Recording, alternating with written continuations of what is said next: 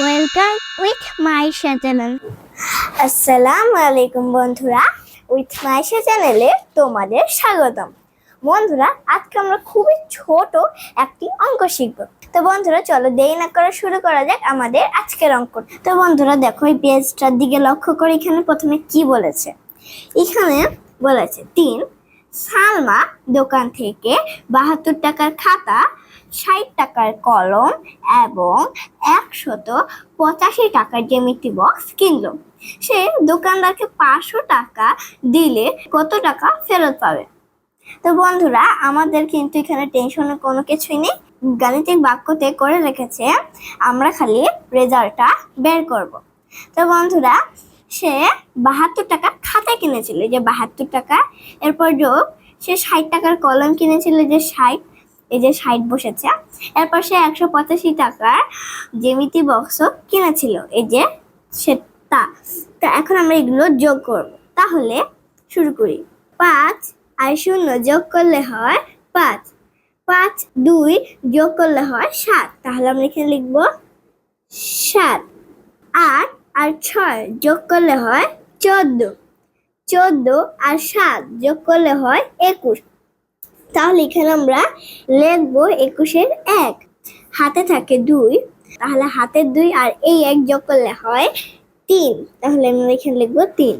তাহলে সে মোট কিনেছে 317 টাকার। বন্ধুরা, যে দোকানদারকে সে 500 টাকা দিল, এই যে দেখো এখানে সেই 500 টাকা, আর আমরা যে ফলাফলটা পেয়েছি সে কত টাকায় কিনেছে সেটা আমরা এইখানে বসাবো। তাহলে এখানে আমরা লিখবো 317। এখন আমরা এই 500 থেকে 317 বিয়োগ করব। তাহলে 7 থেকে 0 বিয়োগ করা যায় না, এই জন্য আমরা 0কে 10 ধরবো।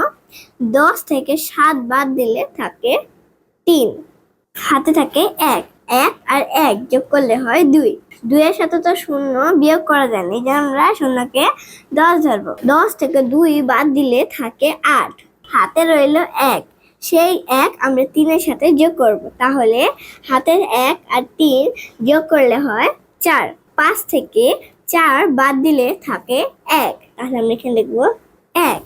তাহলে সে দোকানদারকে দিয়েছিল 500 টাকা, সে 317 টাকার কেনাকাটার পর দোকানদার তাকে ফেরত দেবে 183 টাকা। তাহলে আমরা এখন নিচে ধাপে যাই, চলো হিসাব করি। 500 থেকে 317 বিয়োগ সমান সমান 183। এটা কিভাবে হলো তোমাদেরকে নিচের ধাপে দেখাই। এখানে প্রথম ধাপটা আমরা পূরণ করব বন্ধুরা। তাহলে প্রথমে সে খাতা কিনেছিল 72 টাকা, তাহলে আমরা এখানে লিখবো 72।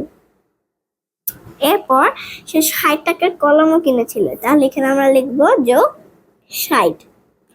এরপর সে 185 টাকার জ্যামিতি বক্স কিনেছিল, তাহলে আমরা এখানে যোগ দিয়ে লিখবো 185। তাহলে এখন আমরা যোগ করে ফলাফল পেয়েছিলাম 317, তাহলে আমরা এখানে লিখবো 317।